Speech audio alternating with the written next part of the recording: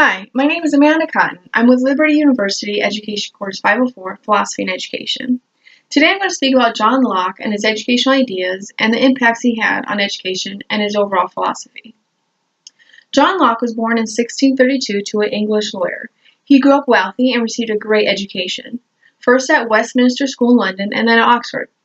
He wrote philosophy on politics, economics, medicine, and education.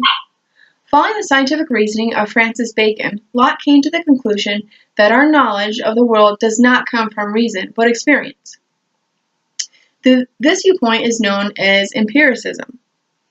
In one of Locke's well-known writings called Essay Concerning Human Understanding, he argues the theory of innate ideas. This theory, which was proposed by a rationalist, states that knowledge can be gained without experience. The theory of innate ideas was developed by Plato, states that all knowledge is essentially located within us. When we die, our souls are reincarnated into new bodies, and the shock of birth causes us to forget it all. Education is therefore not about learning new facts, but about unforgetting. In this view, knowledge can be gained without any direct sensory experience.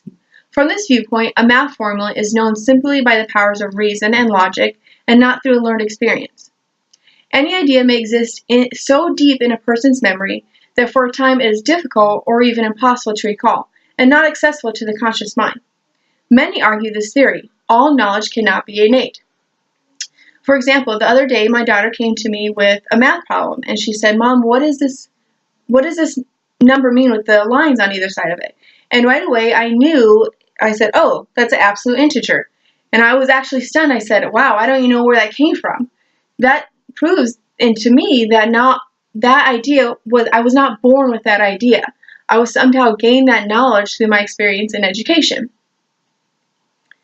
The supporters of the theory of innate ideas argue that all ideas are present at birth. Plato claimed that innate ideas were placed by God, so they must be universal, because God is not capable of being unfair as to give ideas out only to a select group of individuals. This means that all humans have access to the same ideas. Locke wholeheartedly disagreed with this notion, because if you look around us and view society, this simply does not exist. Locke did say that humans do have some innate knowledge, such as perception and reasoning. Locke also produced a well-known writing known as Some Thoughts Concerning Education. A friend of Locke's asked him for advice on how to raise his son, and as a result, these writings he wrote about concerning education. Locke believed that anybody can be transformed by good education, an education that encourages thought and individual talents. He believed the development of the mind should be the main goal in education. In these writings, he revealed that all knowledge of the world only comes from our experience. Locke believed that the human mind is a tabula rasa, or a blank slate, and experience writes on this slate. All knowledge of the world can only come from experience, and knowledge is gained through our five senses.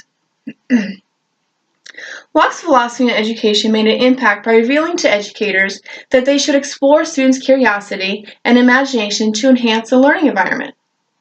His philosophy also revealed to education that children benefit through teaching by example and through modeling. A big name in the educational world is Albert Bandura. In his social learning theory, he also argues that students learn from one another through observation, imitation, and modeling. Locke's philosophy continues to have impact within the 21st century classroom. Students are exploring their curiosity and imagination by becoming critical thinkers and are being asked to collaborate with other students. Students explore project-based learning, which enables students to learn through experience. Today's classroom pushes new boundaries through technology-based learning, and students are learning through their senses. John Locke will continue to have an everlasting impact on education and the role of experience within the classroom. Thank you.